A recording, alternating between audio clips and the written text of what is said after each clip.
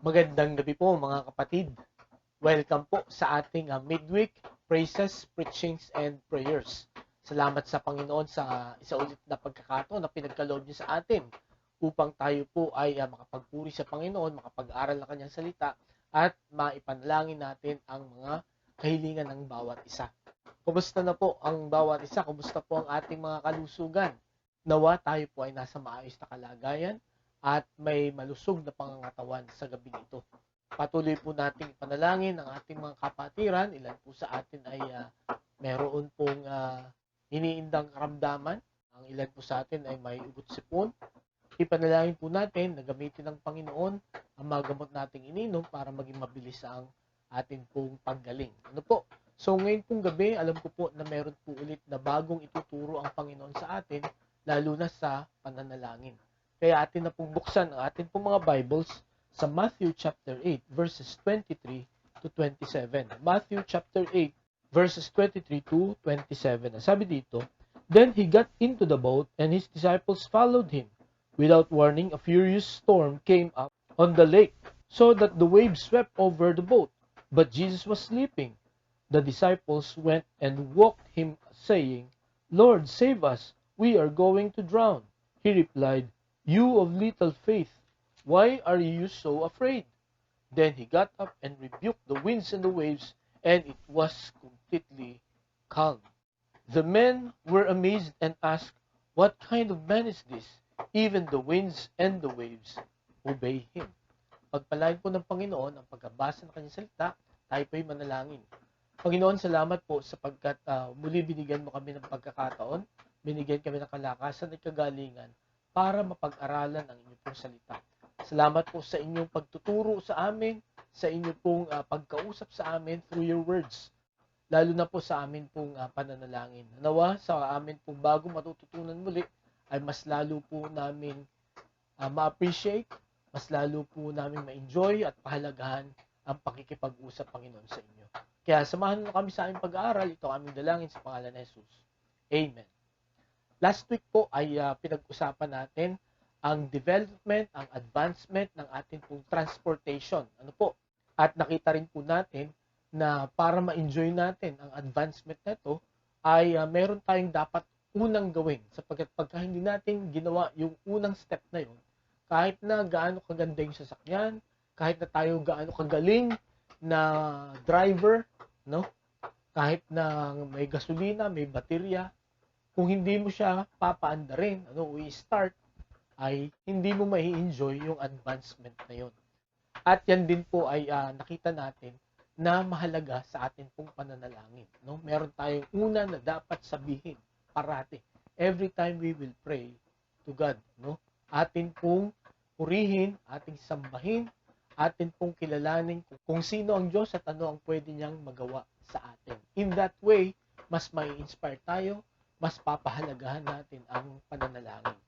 Ngayong gabi mga kapatid, gusto ko po natin namang sagutin ang isang katanungan na ano naman po ang ayaw nating maranasan or mangyari sa atin pagka tayo po ay nagbabiyahe. Di po ba?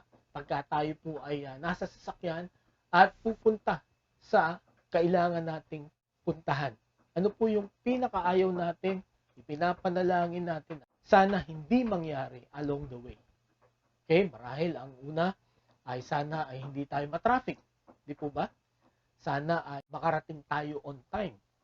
Sana hindi maplatan, no, yung ating sasakyan, hindi mag-overheat, no, or hindi masira yung makina, or hindi ma-discharge yung battery ng ating pong mga sasakyan. At para po sa mga sumasakay sa eroplano dito, no, ang lagi nating panalangin, yun nga po, sana hindi mag-malfunction na po ang mga makina ng eroplano or hindi ito bumagsak. At sa atin naman po na sanay na sumakay ng barko, ang lagi nating panalangin, yun, hindi masira ang makina ng barko. At ang isa pa, no, na naniniwala ako mag-a-agree tayong lahat na ayaw natin mangyari pagka tayo sumasakay ng barko, ay yung abutan tayo ng bagyo, no, sa laot o sa kalagitnaan ng dagat. Di po ba? Sapagkat pag nangyari po ang mga problemang ito, no, marirealize po natin na napaka-helpless natin. No po, lalo na kung ikaw ay nasa himpapawid, no? Bihira ang nabubuhay pagka bumagsak ang eroplano na sinasakyan natin, no? Hindi ko naman po kayo tinatakot, pero yan po ang realidad. At ganun din po sa barko, sa bangka, no? Nitong mga nagdaang mga linggo, no, at buwan ay dito po sa ating bansa ay sunod-sunod, no po, yung mga lumubog na barko. At yun nga po ang atin pong nawa ay hindi maranasan, no? Yung abutan tayo ng bagyo sa laot, sapagkat tunay po na napakaliit ng tsansa na mabubuhay po tayo pagka nangyari po ang bagay na yun. Ngayong gabi, yan po ang dahilan kung bakit tumawag, no po, sa Panginoong Hesukristo, no, itong mga kasamahan niya ng mga disipulo, sapagkat inabot sila ng bagyo sa laot, no po. At yan po pag-aaralan natin ngayon pong gabi, na magtataka tayo kasama ng mga disciples ang Panginoong Hesukristo. At marahil may isip natin that they should be safe, no, sa kanilang pagtawid, no po, sa kabilang ibayo.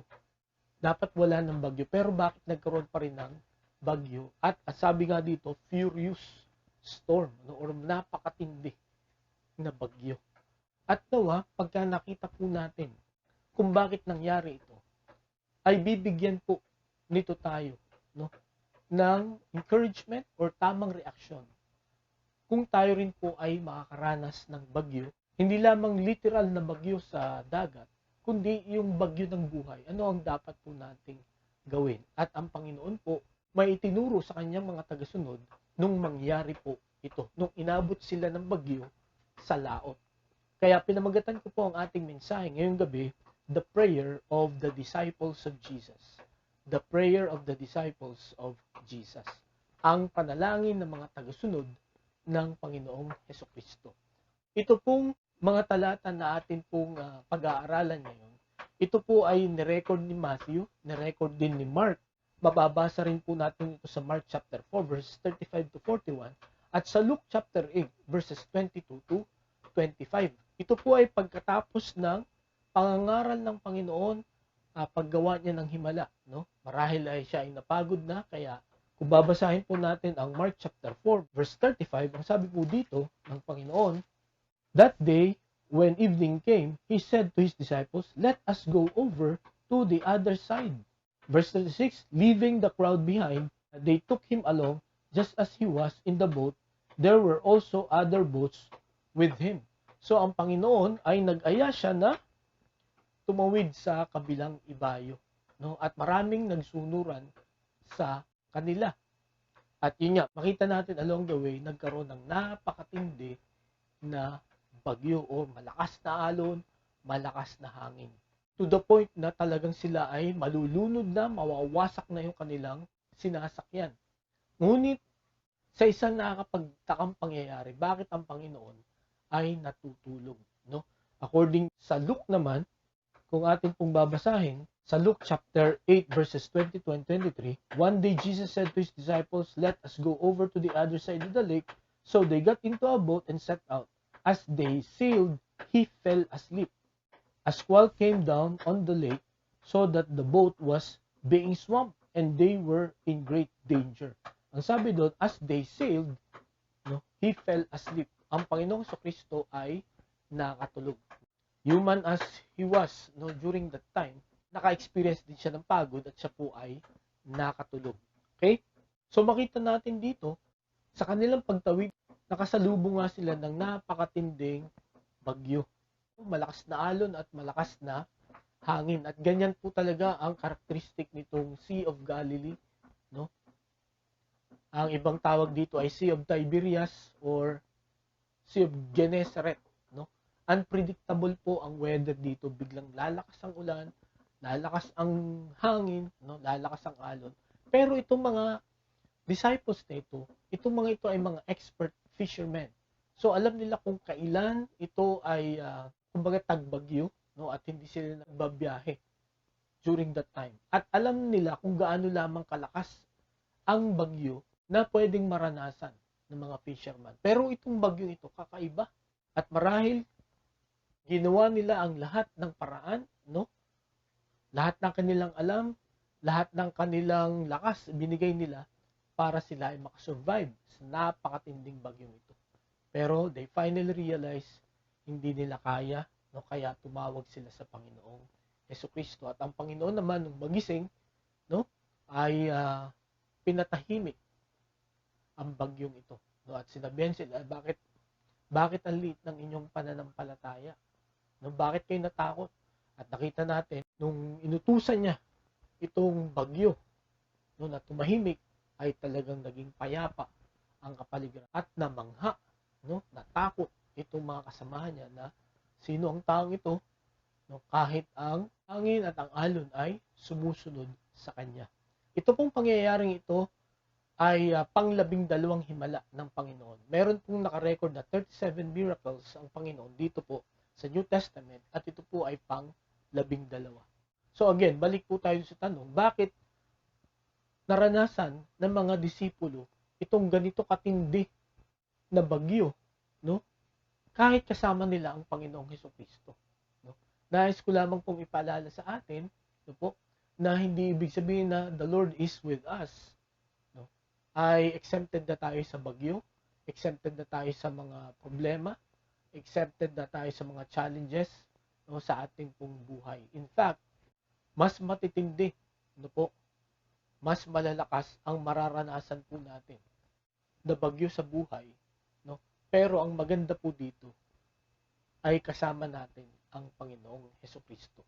Meron pong 3 lesson na gustong ituro ang Panginoong Hesukristo sa mga disipulo, no, sa pangyayaring ito. At naniniwala ako ngayong gabi na ito rin po ay gustong ituro sa atin ng Panginoon. Ang una po na lesson ay to discover their limitation, no? Para makita nila, no? Ma-realize nila yung kanilang kahinaan, no? Yung hangganan ng kanilang karunungan at kalakasan. Na makikita po natin na no match yun, no? Kahit na ikaw ay expert, no? Kahit na ikaw ay professional fisherman, okay? Wala silang panama sa mga kalamidad. Okay? Sapagkat ito po ay napakalakas. Makikita natin, no, na itong expertise ng mga fisherman nito is not enough to save them. At naniniwala din po ako ngayong gabi na kahit na gaano tayo kagaling, kahit na mataas ang ating pinag-aralan, kahit na tayo po ang pinakamalakas na tao, pinakamatalinong tao na nabubuhay sa mundong ito, pagdating po sa calamity, madidiscover po natin that we are limited, that we are powerless, no? That what we have is not enough, no, to save us. Our strength, our knowledge, our connections, no, are not enough to make us survive, no, the difficulties, the storms in this life. At yan po ang na-realize nitong mga professional fisherman na ito. At kung makikita nga po natin dito sa account ng Mark at saka ni Luke, no? Hindi lang barko nila ang naglayag, kundi may mga small boats pa na sumama sa kanila. Na naniniwala ako na marurunong sila kasi may boat sila eh. Marunong sila at alam nila yung behavior ng lake na ito. Okay? Pero still, they are helpless and hopeless sa pangyayaring ito. Ngunit ang maganda na kanilang ginawa, hindi sila tumawag sa kung sino pa man na expert, no? Hindi nila encourage ang bawat isa na, hey, magtulungan tayo, no? Magprotektahan tayo. Kasi nga, hindi enough yung kanilang effort. Hindi ko alam kung yung iba dito ay talagang 100% followers ni Christ, no? Marahil yung iba ay manghalang, no, sa mga miracles, sa mga preachings ng Panginoong Jesucristo, kaya gusto nilang makisama.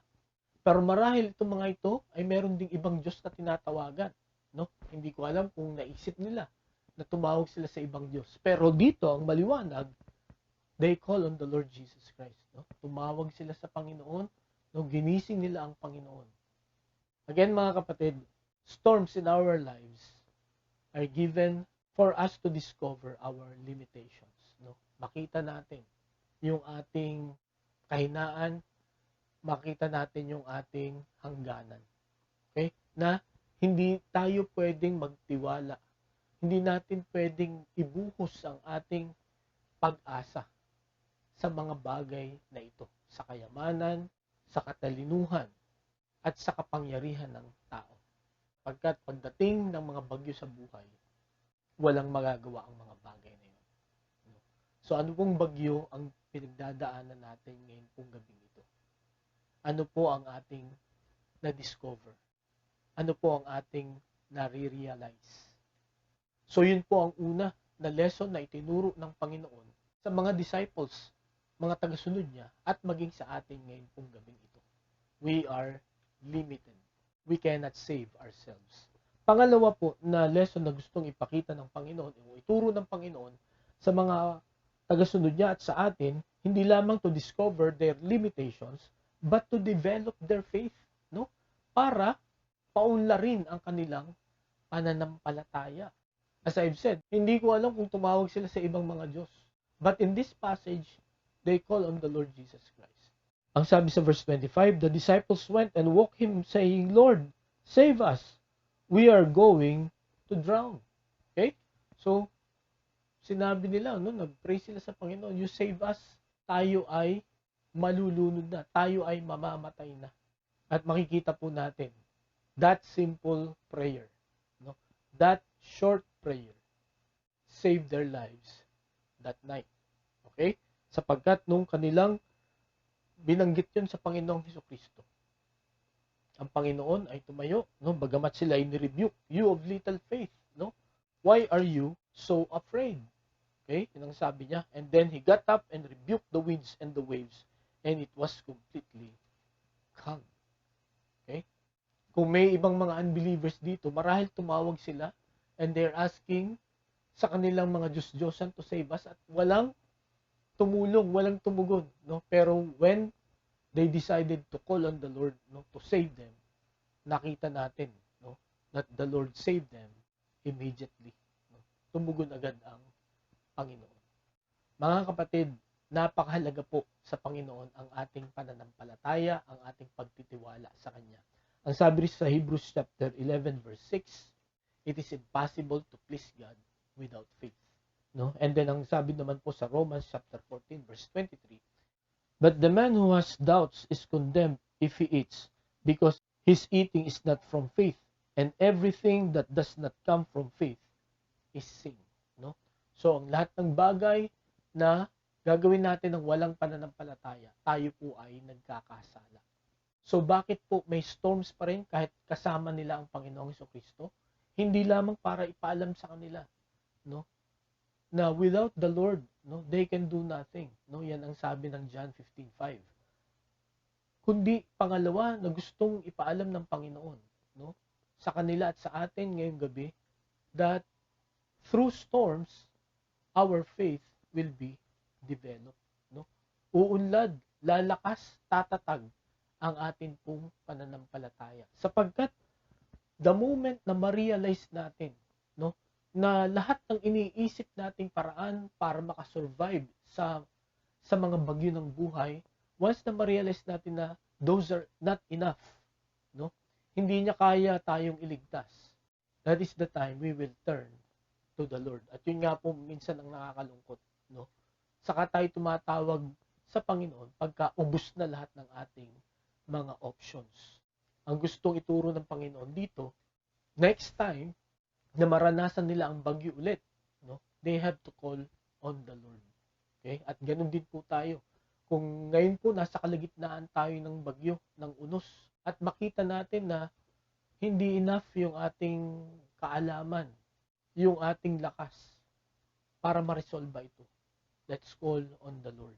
No, tumawag tayo sa Panginoon. Huwag na tayong magbakasakali sa iba. Sapagkat ang Panginoon, He is ready to save us. Okay? Pinapadaan ng Panginoon ang storm sa buhay natin for us to develop our faith. Kaya ang sabi po ni James, sa James chapter 1 verses 2 to 4, ang sabi po dito, consider it pure joy, my brothers, whenever you face trials of many kinds, because you know that the testing of your faith develops perseverance, and perseverance must finish its work so that you may be mature and complete, not lacking anything. So mga kapatid, no, kahit po nasa atin ang Panginoong Hesukristo, no, kahit na pinangako niya maraming beses that He will be with us, no, hindi niya po prinamis na mawawala ang mga pagsubok, ang mga suffering sa buhay na ito. Kundi ang sinabi niya dito, pagka dumating ang mga pagsubok na ito, dapat daw tayo ay magalak, no? Sapagkat ito ay pagkakataon para tayo ay lumago, tumibay ang atin pong mga pananampalataya. Ang gusto ng Panginoon, mga kapatid, na matutunan natin ngayong gabing ito, sa storms ng buhay, ay ibigay natin ang ating 100% na pagtitiwala sa Panginoon. At kung mapapansin nyo dito, no, bakit tulog ang Panginoon? No? Bakit hindi siya nagising sa lakas ng alon? Naniniwala po ako sa gabing ito na siya ay napagod kaya siya nakatulog at ito'y intentional na siya ay tumulog para ipaalam sa mga disciples at sa atin ngayong gabi, no? Kung ano ang itsura when you have faith in God. Paano? Sa kalagitnaan ng mga pagsubok, no, you should be at peace. Meron po dapat tayong kapayapaan. Matitindi ang mga problemang ito, hindi natin kayang lutasin ito. Kaya ibigay natin sa Panginoon ang lahat ng mga problema natin. Ang sabi nga sa 1 Peter chapter 5 verse 7, cast all your anxiety on Him because He cares for you. No? Lahat ng inyong worry sa buhay na ito, pinapangambahan, kinakatakutan, problema, kabigatan, ibigay nyo sa Panginoon, no? Sapagkat ang Panginoon ay nagmamalasakit sa atin. Ready siyang tumulong. Ready niya tayong iligtas, no po, sa atin pong mga problema. And our greatest problem, no po, ay ang kasalanan na magtatapon sa atin sa impyerno. At dito po pinapakita na ang dapat mong hingan ng tulong, dapat mong pagtiwalaan ay ang Panginoong Hesukristo. Sa Kanya mo isuko ang iyong buhay, no? Siya ang iyong tanggapin bilang sariling tagapagligtas, no? Siya ang iyong tawagan para magligtas, no, sa buhay mo. At ang promise niya, He will give you eternal life, no? Hindi ka na mapapahamak, but He will give you eternal life. Ito mga tagasunod ng Panginoong Hesukristo, nakita nila, no, na dapat ang pagtiwalaan sa kalagitnaan ng bagyo ay ang Panginoong Hesukristo lamang. Wala nang iba. Okay po? So yun po ang pangalawa na makikita natin na lesson na tinuro ng Panginoon sa mga disciples at saka sa atin, no? Ang una, to discover their limitations. Second, to develop their faith. And then ang pangatlo at ang panghuli, to display God's power. Para ihayag, ipakita ang kapangyarihan ng Panginoon. Kung babalikan natin ang Matthew chapter 8 verses 26 and 27, sabi dito, He replied, "You of little faith, why are you so afraid?" Then he got up and rebuked the winds and the waves, and it was completely calm. The men were amazed and asked, "What kind of man is this? Even the winds and the waves obey him." So nakita po natin dito na itong sinusundan nila, itong pinapakinggan nila, hindi basta tao, no? Itong nakikita nila ng himala, nakikitahan nila ng himala, nagpapagaling, nagpapalayas ng demonyo, hindi lang ito basta-basta tao, sapagkat namangha sila, no? Naniniwala ako na itong mga nakakita sa kanya, itong mga disciples, nakakita ng ibang mga tao na naghihimala din, nagpapagaling din. Pero this is the first time they saw a person na pinatahimik ang bagyo, na ang alon at ang hangin ay sumusunod sa kanya. That's how powerful the Lord Jesus Christ is, no? At yan po, ganyan po kamakapangyarihan ang Diyos natin pong pinaglilingkuran, ang Panginoong Hesukristo na atin pong tinanggap sa atin pong buhay. Ang Panginoon na nangakong sasamahan tayo, no, sa atin pong journey, na sa pagharap natin sa iba-ibang bagyo, hindi po tayo iiwanan ng Panginoon. Yan po ang gusto niyang malaman natin na katotohanan sa pangyayaring ito. I am in your boat, no? Kasama mo ako sa mga pagsubok na ito. Hindi ka nag-iisa, no? Hindi ako malayo, no? I am there. I am at peace, no? Hindi ako natataranta. You have to trust me, no? Para hindi ka mataranta. Because I will display my power. Ipapakita ng Panginoon ang kanyang kapangyarihan once na tayo po ay sumampalataya sa kanya. Ang sabi nga po ni Haring David, no po, nung sila ay nag-raise ng support, no, para sa pagpapatayo ng temple, ito ang kanyang prayer sa 1 Chronicles chapter 29 verses 11 and 12. Ang sabi po niya, yours, O Lord, is the greatness and the power and the glory and the majesty and the splendor. For everything in heaven and on earth is yours. Yours, O Lord, is the kingdom. You are exalted as head over all. Wealth and honor come from you. You are the ruler of all things. In your hands are strength and power to exalt and give strength to all. And then, kung titingnan pa natin sa verse 14, but who am I and who are the people that we should be able to give as generously as this? Everything comes from you, and we have given you only what comes from your hand. Okay? So dito, lahat ng bagay, no? Ang langit, ang lupa, ang mga kaharian ay galing sa inyo. Maging ang kayamanan na amin pong ipinagkaloob sa inyo ay galing din sa inyo. Okay? Na gustong ipakita dito ni Haring David na wala kaming pwedeng angkinin. No? Hindi namin pwedeng pagtiwalaan ang lakas at talino namin. No? Ang dahilan kung bakit meron kaming ganito kalaking halaga, no? It's because of you. Ganun din po ngayong gabi mga kapatid. Ang dahilan lamang kung bakit po tayo ay naandito hanggang ngayon, malalakas, no? Ang dahilan lamang kung bakit marami po tayong blessings na natatanggap ay hindi dahil sa galing natin, no? Hindi dahil sa katalinuhan natin, sa kalakasan natin, hindi dahil sa edad natin, hindi dahil sa connection natin, kundi yan po ay lahat ay dahil sa kapangyarihan ng Panginoon. And during the time of storm, no po, sa mga panahon ng bagyo sa buhay po natin, makakaligtas at makakaligtas po tayo, no, kung kasama natin ang Panginoon. Sapagkat kung pagtitiwalaan natin siya, no, every moment in our lives, we will see and experience the display of God's power. At sa gabing ito, mga kapatid, nawa ito po ay magbigay ng kaaliwan sa bawat isa sa atin.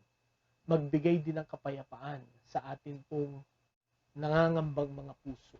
Lalo na po sa nangyayari sa atin pong bansa, sa atin pong mundo, no? Hindi po ito pabuti, kundi pasama ng pasama, no? Pataas ng pataas ang bilihin. No po, maraming mga bansa ang naglalaban-laban. Ang ating pong bansa, no, ay kumbaga ay nagtitimpi lang, no, sa ginagawa ng China sa atin, no? Pero yun nga ang kinakatakot natin, no? Kahit na ibigay natin yung ating buong puwersa ay based, no, sa lakas at galing, ay talagang no match po tayo unless tayo po itutulungan ng iba ring mga malalakas na bansa. Pero again, walang nagwawagi sa giyera, no? Lahat po tayo ay talo. Pero mga kapatid, ngayon pong gabi, kung ano man po ang ating pinangangambahan, magtiwala po tayo sa Panginoon. The Lord is in our boat, no? Itong ating journey sa buhay na ito, maraming lubak, no? Maraming bagyo tayong madadaanan. But the Lord is in our boat. He will allow us to discover our limitations, no? For our faith to be developed at para ma-display ng Panginoon ang kanyang kapangyarihan. At pag nangyari po yun, mga kapatid, ibigay po natin ang 100% na pagtitiwala sa ating pong Panginoon. At ito po ang makikita natin sa panalangin ito ng mga tagasunod ng Panginoong Hesukristo. Tayo po'y manalangin. Panginoon, salamat sa muling paalala mo buhat sa salita mo. I know marami na kaming mensahe na narinig about this event in the lives of the disciples and the Lord Jesus Christ. I pray, Lord, na sa bawat isa sa oras na ito na nakakaranas ng unos ng bagyo, na nagdudulot ng pangamba, nawa, Panginoon, ang inyong salita ay magbigay ng kaaliwan, ng kapayapaan sa bawat isa. That we need to trust you more, lalo na sa mga ganitong sitwasyon, sapagkat ang amin pong kaalaman, kalakasan ay very limited. No? At dito namin makikita at mararanasan, Lord, ang inyo pong kapangyarihan. Kaya, Panginoon, nawa ang inyo pong salita ay patuloy na kumilos, magpatatag ng aming pananampalataya sa bawat araw ng buhay namin, Panginoon. Purihin ka, luwalhatian ka, at pinapasalamatan ka namin, Panginoon. Ito ang aming dalangin sa pangalan ni Jesus. Amen. Maraming salamat po sa inyong pakikinig. Muli, nawa ang pagpapala ng Panginoon ay sumaating lahat at magandang gabi sa bawat isa.